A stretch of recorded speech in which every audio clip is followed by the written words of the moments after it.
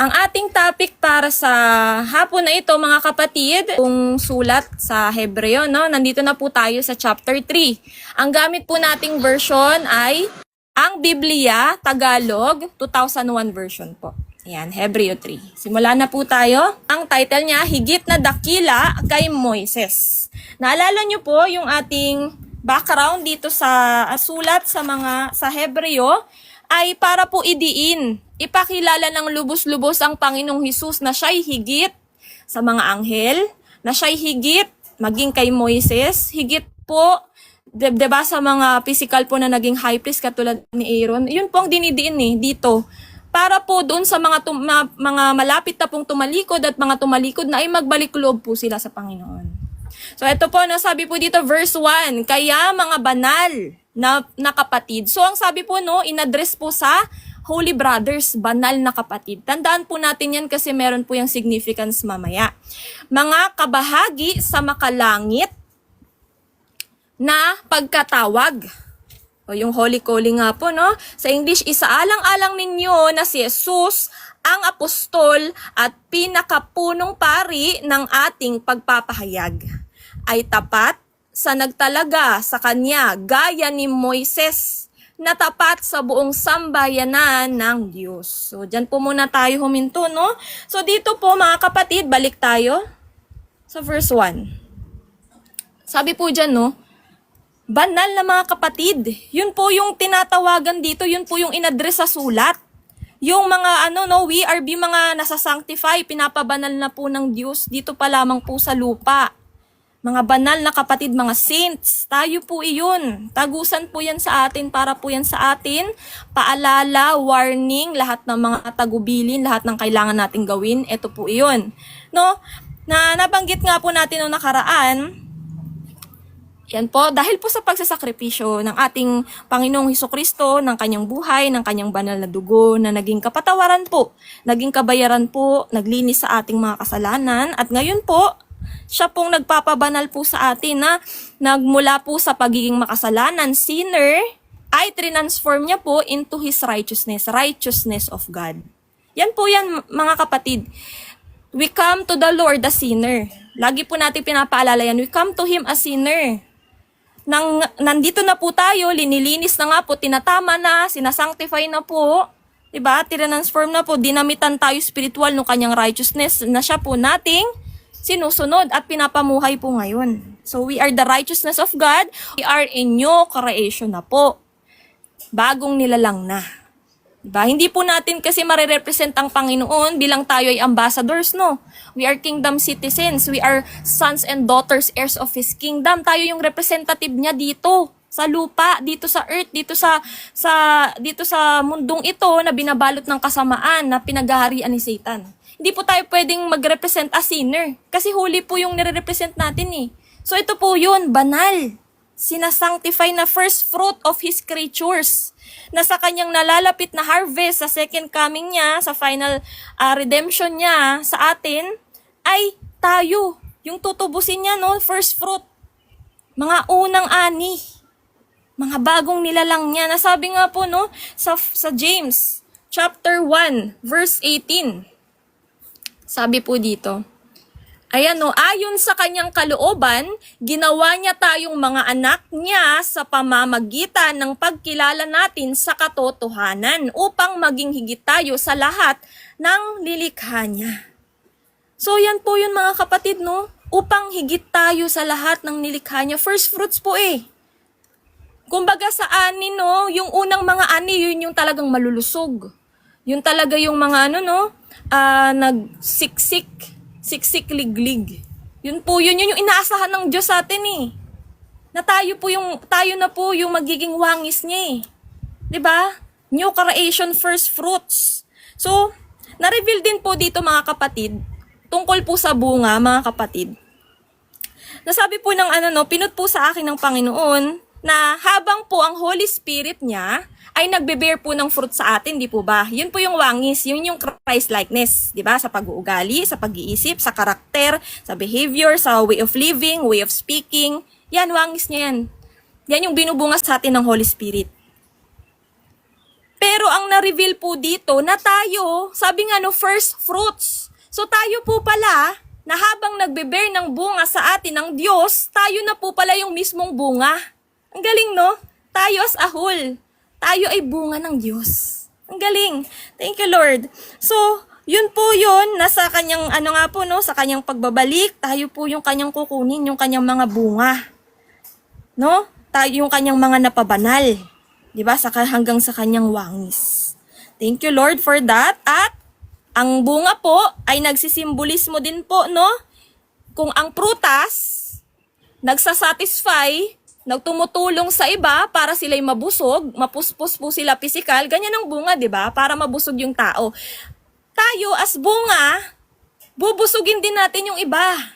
Hahatiran din natin hindi man po physical kundi spiritual na pagkain. Ito pong word of God. Para po sila'y masatisfy, mabusog, mapuspos, spiritual, lumago, spiritual. 'Di ba? Mataniman po at madiligan. Lumago po, no, spiritual. Para po, sa gayon, malid po at malid sila sa Panginoon. Maging bunga na din po, no? Magbunga na sa kanila ang Diyos at maging siyang bunga na rin po ng Diyos. Ang galing, thank you Lord. At dito po, ang sabi din dito, sa mga susunod na verse, no? Makalangit na pagkatawag or holy calling natin. Ano po ba yun? Diba, ang ating calling dito ay to do the will of God. Yung will niya yung masunod sa buhay natin. Naririto yan sa kanyang salita. So, tayo po, sabi nga dito, no, yung isaalang-alang ninyo na si Jesus, ang apostol at pinakapunong pari ng ating pagpapahayag. Ano po ba yung meaning ng apostol? Tinawag din po ang Panginoong Hesus, no, apostol at pinakapunong pari. So, ang apostol po, sabi nga po niyan sa Mark chapter 3 verse 14 to 15, chosen, pinadala to preach the kingdom gospel. Yan po ay apostol. Iba po yan sa disciple, no? Kasi disciple, follower, learner. Yun po yung disciple. Apostol, talagang chosen, sent talaga sila, no? To preach the kingdom gospel. Pero dito sabi din po, no, pinakapunong pari. Ang pinakapunong pari, no, katulad si Aaron noon, di ba, sa Israel, ay tagapamagitan po ng tao sa Diyos, mediator. Naghahandog ng sakripisyo. Kung yun nga po, no, physical pa po yun, si Aaron po ay tao, di po ba? Siya ay nagkakasala pa. Nag-aalay din po siya para sa kanilang mga kasalanan. Ngunit, ang Panginoong Hesus, pinakapunong pari, Diyos na nagkatawang tao. Yan po yun mga kapatid. Sabi nga po, no, na ang Panginoong Hesus ang apostol at pinakapunong pari. Ibig sabihin siya yung una na ating sinusundan ngayon. Una sa lahat. First. Na minustra, dinemonstrate niya nga po ang lahat ng ating gagawin. He is the Son of God, He became Son of Man to demonstrate us how to be sons and daughters of God. Nililid niya po tayo kasi nire-represent niya nga po, no, para maging role model siya, para gayahin natin, tularan natin, sundan natin yung footsteps niya. Yan po yun mga kapatid, na sa pagpapahayag po natin, ayan no, siya po yung apostol at pinakapunong pari ng ating pagpapahayag. Siya yung sinusundan po natin. Sabi po sa Acts 1:8, tayo po yung mga saksi, witness po ng Diyos. Yan po yan na, kaya natin ginagawa tong pagpapahayag na ito ng kanyang salita, ay tayo kasi sumasampalataya. Di ba sabi po ni Apostol Pablo, kaya kami nagsasalita kasi kami nananampalataya. Nalaman natin yung katotohanan eh. Na-receive natin yung kanyang, nalaman natin yung kanyang kalooban. Kaya siya din nating pinapahayag sa iba. Para ganun din po yung mangyari sa kanila. Diba? So, we serve as God's witness. Witness po tayo niya. Dito sa mundong ito. Para malid po natin yung mga tao sa Kanya. At, dito nga po, i-differentiate po natin yung high priest sa old law, katulad po sa old covenant, katulad po ni Aaron, versus sa new covenant, ang Panginoong Hesukristo, na eternal na nga po, no? So, ang high priest nga po sa old law, old covenant, nag-enter po siya, no, dun sa Holy of Holies, dun sa tabernacle, once a year. 'Di ba? He went beyond the veil. He offered sacrifices, marami. Sacrifices. Offered blood of the bulls. Yan yun. Pero ang Panginoong Jesucristo, He entered the heavenly. Hindi po physical. Galing siya sa sa langit. Siya ay Diyos na nagkatawang tao. No? Hindi lang basta-basta tao, kundi Diyos na nagkatawang tao. Ulit-ulitin po natin yan. Ang Panginoong Hesus, tinor niya yung veil, no? Yung harang. Na hindi na nga po exclusive lamang sa mga Hudyo, kundi to Gentiles din po, no? Nor Jews, nor Gentiles, nor slave, nor free, nor male, nor female. Pinag-isa na po niya sa kanya. Diba? At sa Panginoong Hesukristo, tayo po yung kanyang katawan, siya po yung ulo, kung saan siya yung ating sinusundan. So, ang sabi nga po, di ba kanina, kung yung sa old law, yung high priest po nun, he offered many sacrifices, pero ang Panginoong Jesucristo, inalay niya ang kanyang buhay, ang kanyang banal na dugo. His precious holy blood na nagbayad at naglinis sa ating mga kasalanan. Yan po yung kaibahan, no? So, siya po ay eternal. Unlike yung noon, limited kasi tao lang, di ba? Ito po eternal. Eternal high priest forever and ever, everlasting. Hindi nga po siya nakasunod sa order ni Aaron as high priest, sa order po ni Melchizedek. Napaliwanag na po natin yan, no? Kasi kung sa order ni Aaron, siya ay limited. No? Nandun, eksklusibo lang dun sa mismong Israel. Pero kung kay Melchizedek, na dati nga po si Melchizedek, ay sa time yun ni Abraham, no, siya yung high priest, wala pa pong Israel nun eh. So, ibig sabihin, hindi exclusive lamang sa Israel. Yun po yung ibig sabihin nun. Siya po'y talagang high priest, eternal. At hindi lang po para sa physical na Israel, kundi, yun nga po, no, spiritual na po ito, no. Tayo po ay naging spiritual Diyos, hindi dahil sa ating na pinanganak tayong Diyos, hindi eh. Na dahil sinusunod natin yung will niya. Diba? Yun yung nasa Romans. Na born again in spirit na po tayo. Nakaayon na po yung pamumuhay natin sa will niya. 'Di ba? Hindi po sa old law we are not justified sa kautusan, kundi sa pananampalataya sa kanya. Yun po yun mga kapatid.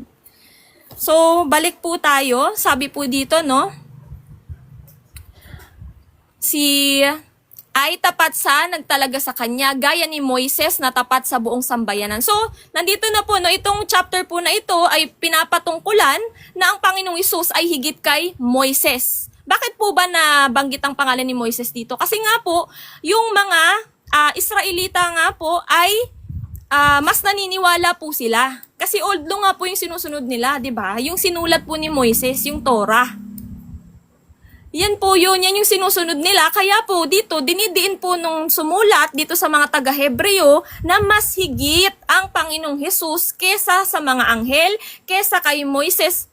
Kasi po siya hindi creation, katulad po natin, katulad nila Moises. Siya po ay Diyos na nagkatawang tao. So sabi nga po dito, diba? Tapat ang ating Panginoong Jesucristo. Sabi nga dyan, no? Katulad daw po ni Moises na tapat sa sambayanan ng Diyos. Ang Panginoong Jesucristo tapat at siya po ay ginagawa lamang ang will ng Ama. Dahil sila po ay iisa. Remember, He is God revealed in the flesh. He is the image of invisible God. Pinakilala niya ang Ama sa atin. Siya ay nagkatawang tao in a form of a servant. Dinemonstrate niya kung paano maglingkod, no? Sa Diyos. Siya po mismo nag-demonstrate sa atin. At dinemonstrate niya din kung paano dapat yung relasyon natin bilang anak ng Diyos. Siya po yung susundan po talaga natin. At sabi nga po, dito sa chapter 3, verse 3, sapagkat siya ay itinuturing na karapat-dapat sa higit na kaluwalhatian kaysa kay Moises. Yamang ang nagtayo ng bahay ay may higit na karangalan kaysa bahay. So, ibig sabihin po, di ba, si Moises ay creation, ngunit ang Panginoong Jesucristo, Diyos. Mas higit yung gumawa, mas higit yung lumikha ng lahat ng bagay kaysa dun sa likha lamang. So, balikan po natin sa Bilang, chapter 12, verse 6 to 8, ang sabi po dito. Ayan, ang sabi po dyan, at kanyang sinabi, pakinggan ninyo ngayon ang aking mga salita. Kung mayroon sa gitna ninyo na isang propeta, akong Panginoon ay magpapakilala sa kanya sa pangitain at kakausapin ko siya sa panaginip. Ang aking lingkod. Take note po, ang tawag niya kay Moises ay lingkod. Servant, hindi anak. Na si Moises ay hindi gayon. Ipinagkatiwala ko sa kanya ang aking buong sambayanan. Sa kanya ay nakikipag-usap ako ng harapan. Harapan daw po, pero take note, hindi po niya nakita ang mukha ng Panginoong Diyos kasi kung sino ang makakita ng mukha ng Diyos ay mamamatay. Diba? No one has seen the Father except the Son. Kasi sila po iisa. Ang tanging nakita lamang po at pinakita kay Moises ay ang likudan. Likudan po ng Diyos. Yan po ay natukoy no sa Exodo 33. 22 to 23. So sabi dyan, no, ang Panginoon po pala ay nakikipag-usap kay Moises ng harapan ng maliwanag at hindi sa malabong salitaan at ang anyo ng Panginoon ay kanyang nakikita. Bakit hindi kayo natakot na magsalita laban sa aking lingkod na si Moises? Ang context po nito mga kapatid, itong bilang 12 ay tungkol po kay Miriam at Aaron na nakapagsalita po sila ng hindi maganda kay Moises. Kaya nga po itong si Miriam, bilang siya nga yung pasimuno doon sa pagsasalita ng hindi maganda kay Moises, nagkaroon po siya ng ketong. Kung babasahin niyo po yung Numbers 12, nandyan po yung istorya nun. Diba? Kaparusahan po sa kanya. Naturuan po siya ng leksyon sa pagsasalita niya nga po ng hindi maganda kay Moises. So, ang sabi niyo po dito ng Panginoon, pinahayag niya kung ano yung turing niya kay Moises. Ayan po, at ang sabi nga po dito no, sa Exodo 33:11, sa gayon nakikipag-usap ang Panginoon kay Moises ng mukaan, gaya ng pakikipag-usap ng isang tao sa kanyang kaibigan. Ibig sabihin po, close po talaga sila, na parang kaibigan. Kapag siya'y bumabalik uli sa kampo, ang inyong lingkod na si Josue, anak ni Nun, na may kabataan pa ay hindi umaalis sa tolda. So, pinapahayag lang po dito ay para nga pong nakikipag-usap ang Panginoon sa kanyang kaibigan. Yun po ang turing niya kay Moises. Take note, kaibigan. Kanina nga sabi po no, lingkod, hindi anak. Ang ating Panginoong Hesukristo, anak ng Diyos. At tayo po, diba, dito po sa New Covenant, dyan po na-open, na-introduce yung kingdom, hindi po sa kanila sa Old Testament. Mga kapatid, kaya nga po, malalaman nyo po dito, no, na napakabuti ng Diyos. Yung mga nagpo-prophesy po sa Old Testament na mga propeta, hindi po nila higit na nalalaman yung kabuuan ng plano ng Diyos. Dito po na-reveal sa atin. Diba? Sa New Testament po. Na nabanggit nga po sa 1 Peter, mga kapatid. Ayan no, sabi nga dito no, sa 1 Peter, ang kaligtasang ito ay pinagsikapang saliksikin ng mga propeta noon. So, pinagsisikapan po nilang saliksikin kasi nagpo-prophesy lang sila eh. Hindi nila naabutan talaga yung fulfillment. Sila lamang po yung naghahayag ng mangyayari. Yan o, sila ang nagpahayag tungkol sa kaloob na ito ng Diyos sa atin. Ipinahayag na sa kanila ng Espiritu ng Kristo na nasa kanila na maghihirap siya bago parangalan. Kaya patuloy sa pagsasaliksik ang mga propeta noon kung kailan at kung papaano ito mangyayari. Ipinahayag din sa kanila na ang mga bagay na ipinaalam nila ay hindi para sa ikakabuti nila kundi para sa atin. At ngayon, napakinggan nyo na sa mga nangangaral ng magandang balita, ang mga ipinahayag nila, nagsalita sila sa anyo sa pamamagitan ng kapangyarihan ng banal na espiritong sinugo sa kanila mula sa langit. Kahit ang mga anghel noon ay nagnais na maunawaan ng magandang balitang ito na ipinangaral sa inyo. So, ibig sabihin po, maging mga anghel, hindi po nila alam to. Maging mga propeta noon, hindi nila lubos na lalaman kung ano tong grace na ito. Pinoprophesy lamang nila, pero hindi nila higit na nauunawaan. Diba? Napakapalad po natin upang para sa atin ito, sa atin mahayag, sa atin malaman, sa atin ma-introduce na binabana po ng Diyos ang kanyang kaharian nang upang tayo na dating kalaban ng Diyos ay mapagbalik loob sa kanya, ma-reconcile sa kanya. Hindi lang maging kabati o kaibigan, kundi maging anak ng Diyos. Napakabuti ng Diyos, no, mga kapatid? Yan no, diba? Kahit anghel, hindi po tunay na lalaman. Sila kasi ay servant, katulad nga po ni Moises sa Old Testament. Lingkod ang tawag sa kanya. 'Diba? Sabi nga din po yan, pakita ko po sa inyo, sa lahat po dito sa Old Testament, ang tawag po talaga sa kanya ay lingkod. Sabi nga po dito, no? Sa Exodo 33:11, sa gayon sa Deuteronomio 34 verse 5, kaya't si Moises na lingkod. Take note, lingkod ng Panginoon ay namatay sa lupain ng Moab, ayon sa salita ng Panginoon. At sabi din po Josue, chapter 1 verse 1, nangyari nga pagkamatay ni Moises na lingkod. Lingkod po ng Panginoon. Ang Panginoon ay nagsalita kay Josue na anak ni Nun na lingkod ni Moises na sinasabi. At sabi din po kahit po sa pinakadulo, no, sa Revelation, sabi po, at inaawit nila ang awit ni Moises na alipin ng Diyos. At ang awit ng kordero na sinasabi, dakila at kamangha-mangha ang iyong mga gawa, o Panginoong Diyos na makapangyarihan sa lahat. Matuwid at tunay ang iyong mga daan. Ikaw na hari ng mga bansa. So, dito po natin nalaman, no, ang tawag po talaga sa kanya lingkod at hindi anak. Kasi nga po, 'di ba, si Moises ay nagre-representa sa old law of Moses. Ibig sabihin, ano po ba yung law of Moses? Sabi po dito, no, ang kautusan ay naging tagapag-alaga natin hanggang sa dumating si Kristo para sa pamamagitan ng pananampalataya sa Kanya ay maituring tayong matuwid. So, ibig sabihin po, yung old law po nag-represent as guardian, tagapag-alaga, tagapangasiwa, yun po yung nire-representa ni Moises. Siya po ay tagapangalaga lamang. Lingkod. Kaya po siya tinawag na lingkod kasi nire-representa niya po yung law, pero hindi po siya yung magfulfill. Panginoong Jesus. Kasi ayan, no, guardian lamang natin ng old law until the coming of Christ, yung kanyang first coming. Ayan, no, hanggang dumating po yung mag-fulfill ang Panginoong Hesukristo. Una pa lamang stage tong old law, hindi pa to yung tunay na plano ng Diyos. Kaya nga nabanggit nga po kanina yung mga propeta noon, hindi nga po nila tunay na nalalaman ito. Itong gospel, itong kingdom gospel ngayon, itong magandang balita, itong grace. 'Di ba?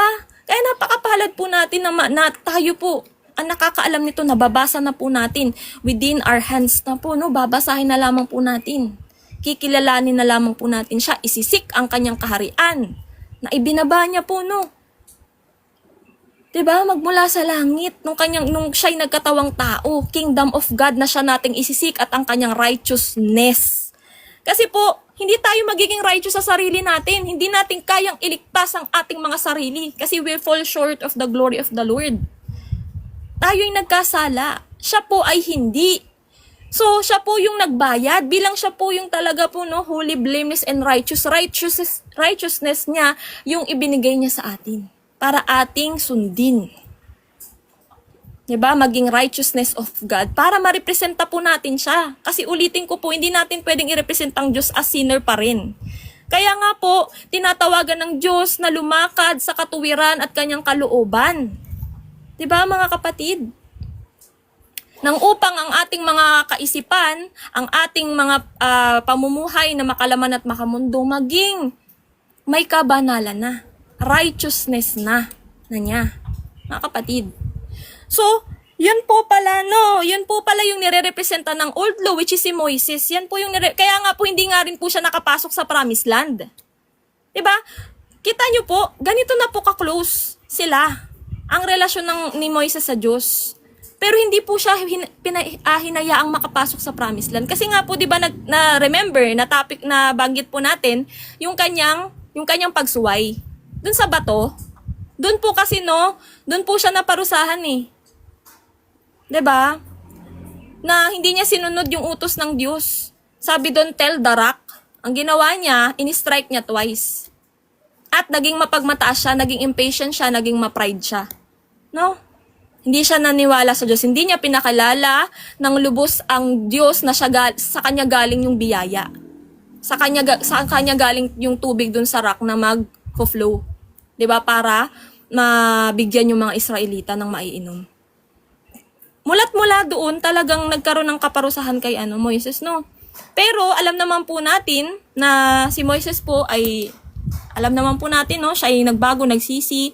Kasi nga po, naging impatient siya nung time na yun, no? Dahil sa mga pagreklamo po ng mga Israelita, mga kapatid. Yes, nagkaroon po siya ng pride nung time na iyon. Pero yun nga po kasi, ang plano po kasi talaga ng Diyos, hindi po talaga kasi siya, hindi yung law of Moses, hindi po yun yung magdadala talaga sa atin. Hindi po yun yung katapusan, hindi yun yung katapusan ng plano ng Panginoon. Ito po, sa New Covenant. Diba, mga kapatid? Kingdom po talaga. Mga kapatid. So, balik po tayo. Andito po tayo, no? Yun po doon, laman po natin kung anong turing ng Diyos kay Moises. No? So sabi po dito, verse 4, sapagkat ang bawat bahay ay may nagtayo, subalit ang nagtayo ng lahat ng mga bagay ay ang Diyos. So never pong magiging higit ang lingkod, ang creation, kaysa po dun sa lumikha. Diba mga kapatid? Sabi nga din po yan sa salita, no? Nagiging, nagiging banal po yung alay dahil po sa Diyos. Hindi po dahil dun sa nag-alay. Diba? O hindi dahil dun sa alay. Hindi po dahil po sa Diyos. Sa Diyos at sa Diyos pa rin po na lumikha ng lahat ng bagay. Hindi kaya nga po, pinapaalalahanan din po yan sa atin, paalala sa atin, na tayo, hindi para mas mag-fear pa tayo sa kapwa natin tao, mas sumunod pa tayo sa kanila, mas makinig pa tayo sa kanila kaysa sa Diyos. Diba? Kasi ganyan nga po yung nangyayari sa mga tao eh. Katulad nga po ng na-topic nga po kahapon, no? Ni Sis Angel, yung sa crucifixion ng Panginoon, si Pilate, may conviction na siya eh. May conviction na siya sa tama. Pero, dahil sa buyo ng tao, dahil sa tinakot nga rin po siya ng mga tao, no? Na kung hindi niya i-crucify ang Panginoong Jesucristo, kalaban siya ni Caesar. Eh si Caesar yung tinuturing nila na king. Sabi nga nila, no, hindi namin king yan, ang king namin si Caesar. Diba ganun yung mga tao? Mas takot sa kapwa-tao na kaya lamang kunin ang buhay samantalang ang Diyos, kayang-kayang in one snap kunin yung buhay nila, no? Pati kaluluwa, pwedeng dalhin sa impyerno. Mga kapatid. So, yan po ay talagang warning po sa atin. Na tayo po ay hindi po mas papahalagahan, mas susundin, at mas papakinggan yung ibang tao kaysa sa Diyos. Una po siya palagi, God above all else. Hindi po pwede na may iba kayong idol dyan sa puso nyo, mga kapatid. Yan po yun, no? Galit na galit ang Panginoon sa idolatry. Kasi nabanggit nga po natin kahapon, kapag may idolatry, famine po yung binibigay ng Diyos sa lahat ng aspeto ng buhay mo, hindi lang sa physical na pagkain. 'Di ba? Famine sa relasyon, famine sa spiritual life mo, famine sa lahat eh. Lahatan siya, financial, lahat. Kaya bigla mong mararamdaman, ang dami mong problema. Pati sa salapi, kapos ka. 'Di ba? Kasi nga, kapatid, may idolatry ka kasi. I-address mo muna yung idolatry mo. Baka mas pinapahalagahan mo na yung sarili mo at yung ibang bagay o yung ibang tao kesa sa Diyos. Yun po yan, mga kapatid. Kaya nga po dito, pagpatuloy po natin, no? Yes, relationship with God is the most important. Hindi nga po ito relihiyon eh. 'Di ba? Ito po yung relasyon sa Diyos, intimate relation. Hindi lang po basta-basta relasyon na kilala mo lamang siya. Hindi ka hihinto sa pagkilala sa Kanya. Kaya po lagi po dapat nating babasahin ang Kanyang salita. Kasi dyan po natin siya nakikilala. Magpapagabay po tayo sa banal na Espiritu. Para siya pong Espiritu ng katotohanan. Siya po yung Diyos na nasa sa atin. Na magtuturo po sa atin ng lahat ng kailangan nating malaman. Tungkol sa Panginoong Hesus. Siya po yan. Espiritu niya po iyan. Diba mga kapatid? Sabi po dito, at si Moises ay naging tapat sa buong sambahayanan ng Diyos, gaya ng isang lingkod, bilang patotoo sa mga bagay na sasabihin. So, mga kapatid, nalaman nga po natin na si Moises po, no, ang tawag sa kanya lingkod. Kasi nga po sa Old Testament, hindi po nahayag sa kanila yung totoong plano ng Panginoon. Yung kanyang final plan, which is dito nahayag sa pamamagitan na nga po mismo niya, ng Diyos na nagkatawang tao, Panginoong Hesukristo. Na siya po yung gumawa ng way. He is the way, the truth, the life. Ibig sabihin, no, siya lang yung tanging daan na kailangan nating bagtasin patungo sa eternal life, patungo sa talagang siya yung nagbigay ng kaligtasan sa atin. Sabi nga po, no, He is the rock of salvation. Wala pong ibang way. Yan po yung ginagawa ng mga tao eh. Sila ay bumabagtas ng ibang way na sa pag-aakala nila sila ay maliligtas dun sa ibang way na yun kasi ayaw nilang magpasakop sa Diyos. Ayaw nilang magbago. Kasi po ang Diyos, ang gusto sa tao, magbago. Eh ang tao ayaw magbago, kaya humahanap sila ng ibang Diyos-Diyusan. Na yung sa mga ribulto nila, yung ribulto hindi nakakapagsalita, hindi sila natatama, kaya yan yung kanilang sinasamba. Diba? Eh kasi ang Diyos, walang tigil na ihahatid sa atin kung paano tayo mapabanal, matama, maging matuwid sa Kanya eh. Kaya ang tao ayaw ng tinatama. Proverbs 1:7, fear of the Lord is the beginning of wisdom, but fools, mga mangmang, they hate, they despise wisdom and instruction. Ayaw nilang natatama. Nakapokus lang sila sa tradisyon na turo sa kanila nitong mundo. Turo sa kanila ng mga ninuno nila. Ayaw nga po nilang magbago. So yun po yun mga kapatid. Sabi ng Panginoon, hanggat hindi mo na-empty yung cup mo, hanggang hindi mo natatapon yung natutunan mo dito sa katuruan ng mundo, sa utos lamang ng tao, na ang ginagawa nga ng tao, mas sinusunod pa yun kaysa sa Diyos. Diba? Hanggat hindi mo yan tinatapon, hanggat hindi mo tinatanggihan yung lahat ng yan at yung sarili, hindi mo matatanggap eh. Yung bagong katuruan, yung kanyang katotohanan, yung kanyang kalooban. Kaya yan nga po yung nangyari sa mga Pariseyo. Andyan pa eh, ayaw nilang bitawan eh. Yung mga katuruan ng mundo, mga tradisyon nila, ayaw nilang bitawan. Kaya nga po, nagngangalit sila nung sinasabihan na sila ng Panginoon ng mga dapat gawin. Sabi nila, no, sino ba daw ang Panginoon para sabihan sila ng ganun? Alam mo yun, mga kapatid, ganun ang tao. Diba? Katulad nga po, no, talagang mindset ni Satan eh. Kasi ang mindset ni Satan, selfish mindset. Palaging tinataas ang sarili, nagiging rebellion sa Diyos, nagiging independent sa Diyos, na akala nila sila na yung tama, sila na yung tuwid, hindi na nila kailangan ng pagtutuwid. Yes, old law. Yan, ganyan sa old law, no? Ang old law nga po, kung nanatili tayo sa ganyan, di ba, at hindi bumaba ang Panginoong Jesucristo, wala po, patay po tayo. Kasi ang dala po ng old law, kamatayan. Pero ang dala ng New Covenant, New Law, which is under grace na nga po, pagmamahal na nga po, diba? Nang sa pamamagitan ng pananampalataya natin sa Kanya, tayo ay maibilang na matuwid. Katuwiran niya yung binigay niya sa atin eh. Mga kapatid. So, ngayon po, banal na espiritu na po. Yung sinusunod natin yan po, yung lahat-lahat ng ipapahayag niyan sa atin, ay para po tayo ay mapabanal, masanctify, up, di ba, sanctification up to glorification na po. Eternal life na, mga kapatid. So, ang sabi po dito, no, siya po ay naging patotoo. Ayan, no, bilang patotoo sa mga bagay na sasabihin. Yan po sa Old Testament. Sila ay naging, hinahayag po nila lahat-lahat ng pinapahayag ng Diyos, pero nga po, nalaman natin kanina na hindi po sa kanila higit na pinahayag sa atin po dito sa New Testament at dito sa ating generation na siyang nababasa po natin ngayon, ang salita ng Diyos. Sabi po dito, no, verse 6, subalit si Kristo ay tapat sa bahay ng Diyos bilang isang anak. Take note, no, anak, samantalang si Moises po lingkod ang turing. Kasi nga po, mga kapatid, hindi pa po ganap yung adoption as sons and daughters. Hindi pa po naging ganap sa Old Testament. Kaya nga po lingkod po ang tawag kay Moises. Samantalang sa atin, naging ganap yung adoption natin bilang mga anak ng Diyos, sons and daughters and heirs of His kingdom. Naging ganap po eh. Sa pamamagitan mismo ng Panginoong Hesus, siya yung gumawa ng way. Siya ring binagtas. He Himself, binagtas na yung way. Nalinatag niya.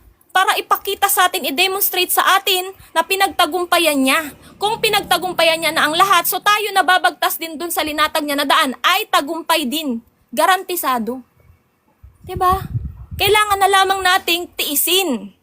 Deny ourselves, take up our cross daily. Daily po yan. Daily ang pagbagtas natin sa makipot na daan. Kaya nga po napakarami ng tumatalikod. Ang hirap eh.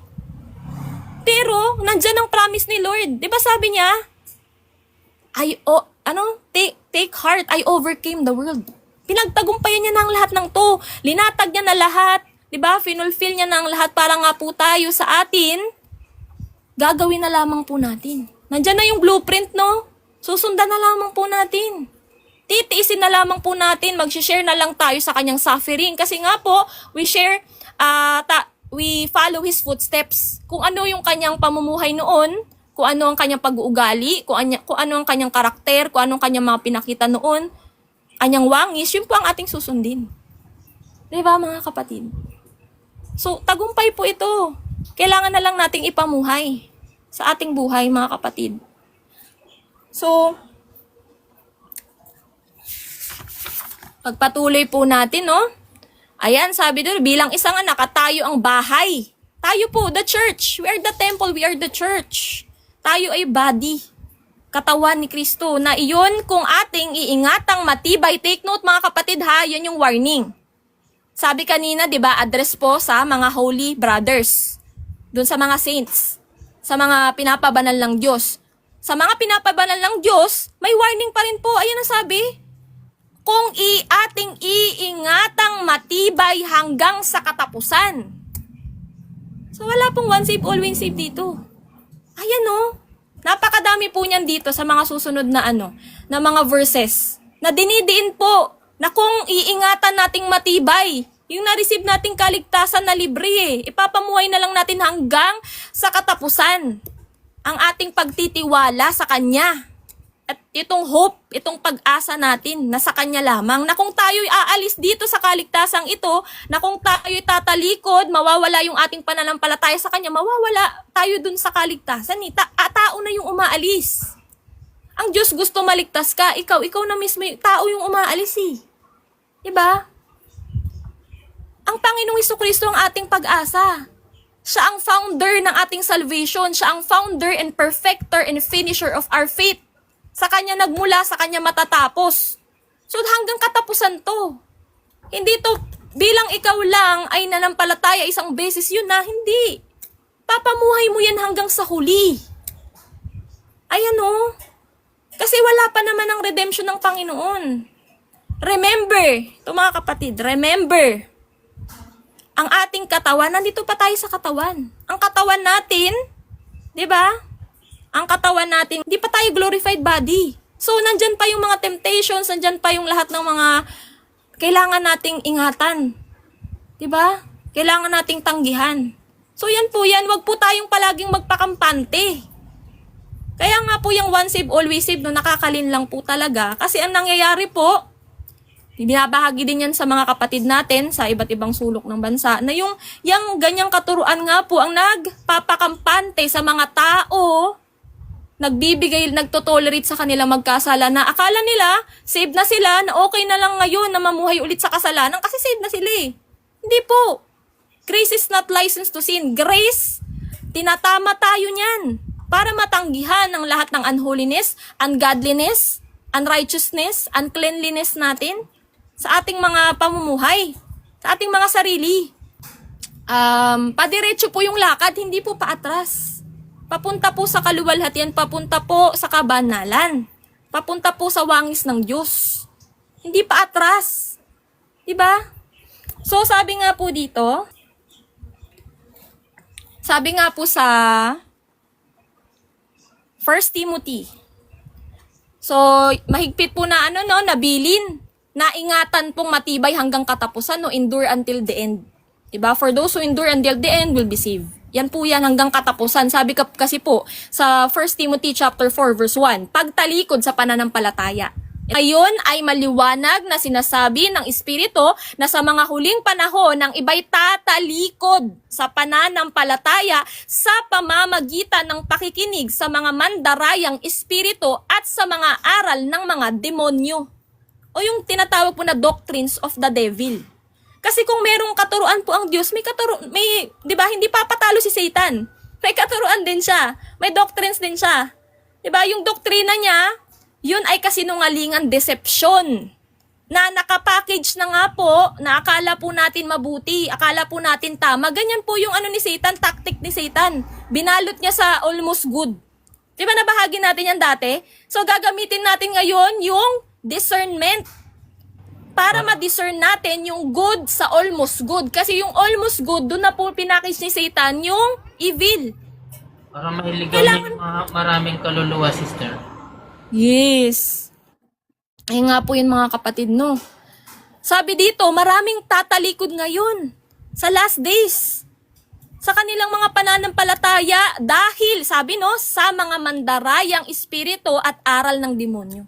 Nakaalam na ng katotohanan, nakareceive na ng makalangit na kaloob. 'Di ba? Alam na yung kalooban ng Diyos. Pero pinili na naman yung kasinungalingan. Kasi nga po ito yung paalala. Nandito pa nga po tayo sa katawang 'to, 'di ba? Sa flesh. So, yung flesh na yan, hindi mo yan masasama sa eternity. Ang gusto lang yan, the natural desire of the flesh is to sin. Yun po yun. Kaya nga po, ang banal na espiritu ang ating susundin para yung ating yung ating makasalanang pagkatao, yung sinful nature natin, hindi na natin masusunod as new creation. 'Di ba?